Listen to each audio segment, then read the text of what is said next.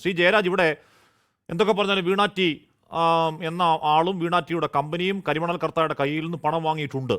2.72 കോടി, 50 ലക്ഷം വായ്പയടക്കം. അതിന് കൊടുത്ത സേവനം എന്താണെന്ന് താങ്കൾക്കറിയില്ല, ആർക്കും അറിയില്ല. നാടിന്റെ പരിസ്ഥിതിയെ മുടിപ്പിക്കുന്ന ഒരു കമ്പനി എന്ന ആരോപണങ്ങളുള്ള ഒരു കമ്പനിയിൽ നിന്നും എന്തിനാണ് ഈ പണം വാങ്ങിയതെന്ന് CPM സംസ്ഥാന സെക്രട്ടറിക്ക് അറിയില്ല. EDയുടെ വണ്ടി അടിച്ചു പൊളിക്കാൻ ഇറങ്ങി അകത്തായ ആവേശക്കാർക്ക്, പാവങ്ങളാണ്, ആർക്കെങ്കിലും ആ ചോദ്യത്തിന് മറുപടി അറിയില്ല.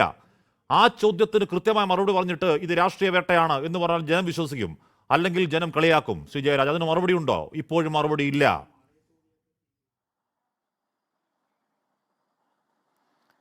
ഇതിനകത്ത് CPM തന്നെ വളരെ വ്യക്തമാക്കിയിട്ടുണ്ട്. ഇതിനകത്ത് CPM ഇതിനകത്ത് കക്ഷിയല്ല.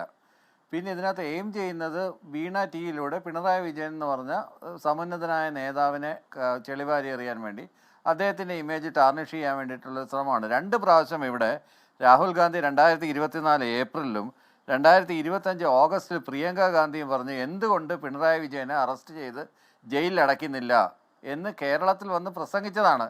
കേരളത്തിൽ അവർ വന്ന് പ്രസംഗിക്കണമെങ്കിൽ കേരളത്തിലെ കോൺഗ്രസ്സുകാർ കൊടുത്ത ഫീഡ്ബാക്ക്, അതുകൊണ്ടാണ് നമ്മൾ പറയുന്നത് വാളയാർ ചുരത്തിന് അപ്പുറത്ത് EDക്കെതിരെ കോൺഗ്രസ്സിന് ഒരു നയവും വാളയാർ ചുരത്തിന് ഇപ്പുറത്ത് EDയെക്കുറിച്ച് കോൺഗ്രസ്സിന് മറ്റൊരു നയമാണെന്ന്.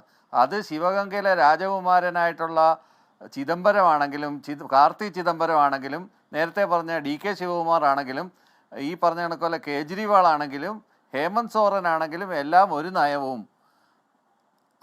അതേ മറിച്ച് ഇങ്ങോട്ട് വരികയാണെന്നുണ്ടെങ്കിൽ അതിനകത്ത് കെജ്രിവാളിന് പറഞ്ഞിട്ടില്ല. കെജ്രിവാളിനെ അറസ്റ്റ് ചെയ്യണമെന്ന് തന്നെയാണ് പറഞ്ഞത്.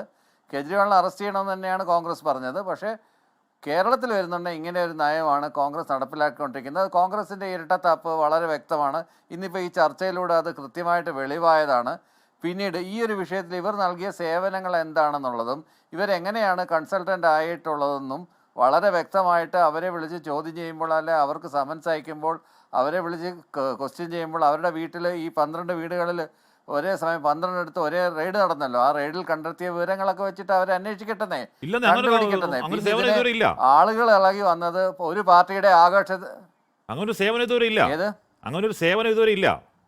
Investigation revealed a complete lack of evidence supporting any consultancy work performed by either Exalogy or Veena. Contrastingly, കേട്ടോ, ATN technology is hired later by CMRL, provided structured IT solutions at a far lower cost. എന്ന് പറഞ്ഞാൽ ഈ പറഞ്ഞ വീണ കൊടുത്തു 1.72 കോടിക്ക് വീണ കൊടുത്തു എന്ന് പറയുന്ന സേവനങ്ങൾ അറ്റ്ന എന്ന് പറയുന്ന വേറൊരു കമ്പനിയും അതിനേക്കാൾ താരതമ്യേന തുച്ഛമായ, അങ്ങേയറ്റം തുച്ഛമായ പൈസ ചെയ്തു കൊടുത്ത കാര്യം പറയുന്നുണ്ട്. ഒരു സേവനവും ചെയ്തു കൊടുത്തിട്ടില്ല.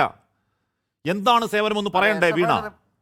SFIയുടെ റിപ്പോർട്ടല്ലേ, SFIയുടെ റിപ്പോർട്ടറിൻ്റെ കോപ്പി എൻ്റെ കയ്യിൽ ഇരിപ്പുണ്ട്. അതിനകത്ത് പറയുന്നുണ്ട് ഇതിനകത്ത് കൺസൾട്ടൻ്റ് ആയിട്ടുണ്ടെന്ന്. ഈ കൺസൾട്ടൻ്റ് ആയിട്ട് എന്ത് ചെയ്തു എന്നുള്ളതും എന്തൊക്കെ സേവനങ്ങളാണ് ചെയ്തതെന്നുള്ളത് ഉത്തരവാദിത്തമായിട്ട് പറയേണ്ടുന്നത് വീണ ടി തന്നെയാണ്. അതിനകത്ത് യാതൊരു സംശയം വേണ്ട. ജയരാജ് നോക്കൂ, AKG സെന്റർ അഡ്രസ് ആക്കി വെച്ചവരാണ്.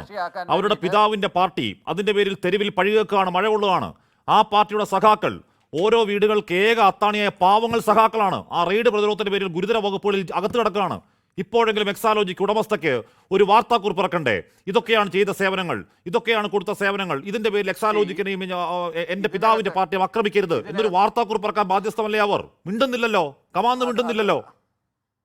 അത് വരട്ടെന്നേ അത് കോടതിയിൽ ഹാജരാക്കുന്ന രേഖകൾ അവർ കോടതിയിൽ ഹാജരാക്കും. അവരെന്തായാലും കക്ഷി ചേർന്ന് ഒരു കോടതിയിലും പോയിട്ടില്ലല്ലോ. ഇന്ന് CMRLന്റെ ഹർജിയല്ലേ തള്ളിയിട്ടുള്ളൂ. CMRL തുടരന്വേഷണമായിട്ട് ബന്ധപ്പെട്ടിട്ടുള്ള ഹർജിയല്ലേ എന്തിട്ടുള്ളൂ. വീണ തൈക്കണ്ടിയിൽ ഒരു കോടതിയിലും അവരെ ഇത് ചെയ്യണമെന്ന് പറഞ്ഞിട്ട് ഒരു ഹർജിയും കൊടുത്തിട്ടില്ലല്ലോ. അവരെ കുറ്റം ചാർത്തുകയാണെന്നുണ്ടെങ്കിൽ അവരുടെ പേരിലുള്ള കുറ്റപത്രം എന്താണെന്ന് പറയട്ടെ. അതിനുശേഷം അവരെ വിളിച്ച് ക്വസ്റ്റ്യൻ ചെയ്യട്ടെ. ക്വസ്റ്റ്യൻ ചെയ്യുമ്പോൾ അവർ പറയും ഇന്ന സേവനങ്ങളാണ് ഞാൻ കൊടുത്തത്, അല്ലെങ്കിൽ ഞാൻ സേവനം കൊടുത്തിട്ടില്ല. അങ്ങനെയാണെങ്കിൽ ഈ പറഞ്ഞ കണക്കല്ലേ PM prevention of money laundry act അതിനകത്ത് വരുന്നുണ്ടോ എന്നുള്ള കാര്യങ്ങളൊക്കെ അവിടെയല്ലേ വരുന്നത്. അല്ലാതെ അതിനു മുമ്പേ we should not jump into conclusion. ഇപ്പോൾ ഇതിനേക്കാളും സുപ്രധാനമായ പല കാര്യങ്ങളും നമ്മൾ ചർച്ച ചെയ്യുന്ന സമയത്ത് we are wasting our time. ഒന്നാമത്തെ കാര്യം CPMൻ്റെ ആരെയും വിളിച്ചിരുന്ന് ചർച്ചയ്ക്ക് വരാതിൻ്റെ പ്രധാനപ്പെട്ട കാര്യം ഇതാണ്.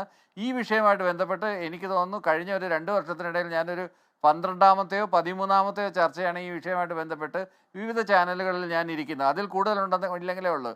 അവസാനം PMRL എന്നൊരു പേര് കേട്ട് കഴിഞ്ഞാൽ, CMRL എന്നൊരു പേര് കേട്ട് കഴിഞ്ഞാൽ, അല്ലെങ്കിൽ നേരത്തെ ഇപ്പം എന്തായാലും ഭാഷയ്ക്കൊരു വ്യത്യാസമുണ്ട്. മാസപ്പടി എന്നുള്ള കാര്യം ആരും ഉപയോഗിക്കുന്നില്ല. മനോരമ കോയിൻ ചെയ്ത ആ വേർഡ് ഇപ്പോൾ ആരും യൂസ് ചെയ്യുന്നില്ല. ഇതിപ്പം മണി ലോണ്ടറി എന്നുള്ളൊരു വേർഡാണ് കൂടുതലായിട്ട് യൂസ് ചെയ്യുന്നത്. അപ്പോൾ അത്തരത്തിലുള്ള ഒരു രീതിയിലേക്ക് അത് പറഞ്ഞ് ഓരോ തവണ എന്താണെങ്കിലും പിന്നെ AK ബാലൻ ഇന്നും പ്രതിരോധമായി AK ബാലൻ മാത്രമേ ഇന്ന് ഇറങ്ങിക്കണ്ടുള്ളൂ.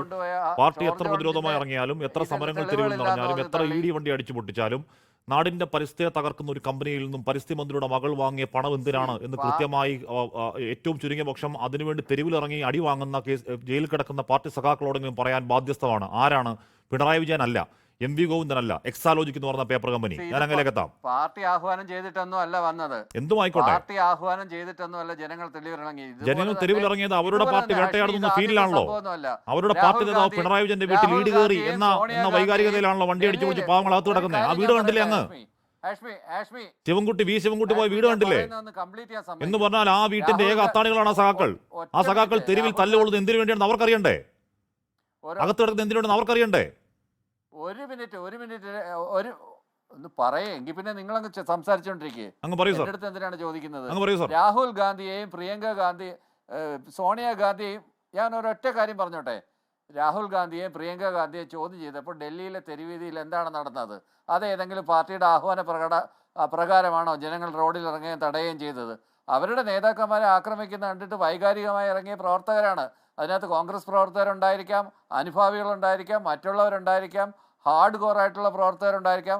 അങ്ങനെയൊക്കെയുള്ള പ്രവർത്തകരാണ് മുഖ്യമന്ത്രിയുടെ പേരിൽ മുഖ്യമന്ത്രിയുടെ വീട്ടിൽ 12 അടുത്ത് ഒരുപോലെ റെയ്ഡ് നടത്തുന്നു. 10 വർഷം കേരളം ഭരിച്ച ഒരു മുഖ്യമന്ത്രി അഴിമതിയുടെ കരപോലും ഉള്ളരാത്ത, ഒരു തെളിവ് പോലും ഇല്ലാത്ത ഒരു മന്ത്രിമാരുടെ പേരിലും 5 പൈസയുടെ അഴിമതി ആരാണെന്ന് പോലും തെളിയിക്കാനാവാത്ത ഒരു ഗവൺമെന്റ് ക്ലീൻ ചിറ്റുമായിട്ട് ഇറങ്ങുമ്പോഴത്തേക്ക് ഇങ്ങനെ ഒരു ഫിലിംസ് ഗ്രൗണ്ട്സിൽ ഒരു കേസ് കൊണ്ടുവന്ന് ED അന്വേഷണം നടത്തുകയും രാഷ്ട്രീയ വേട്ടയാടലാണെന്നും അദ്ദേഹത്തിന്റെ വ്യക്തിത്വത്തിന്റെ പേരിൽ ചുള്ളിവാരിയെറിയാനാണ് ഇതിന്റെ ഉദ്ദേശമെന്നും തിരിച്ചറിയാത്തവരല്ല കേരളത്തിലെ നാട്ടുകാർ.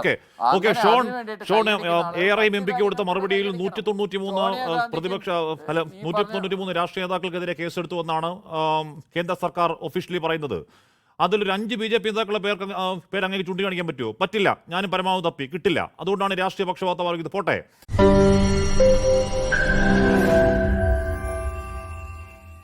ലോകത്തെവിടെയായാലും ഏത് സമയത്തും 24 വാർത്തകളും ഓഗ്മെന്റഡ് റിയാലിറ്റി പാക്കേജുകളും എക്സ്പ്ലെയിനറുകളും വിശദമായി കാണാൻ ഞങ്ങളുടെ YouTube ചാനൽ നിങ്ങൾക്ക് സബ്സ്ക്രൈബ് ചെയ്യാം.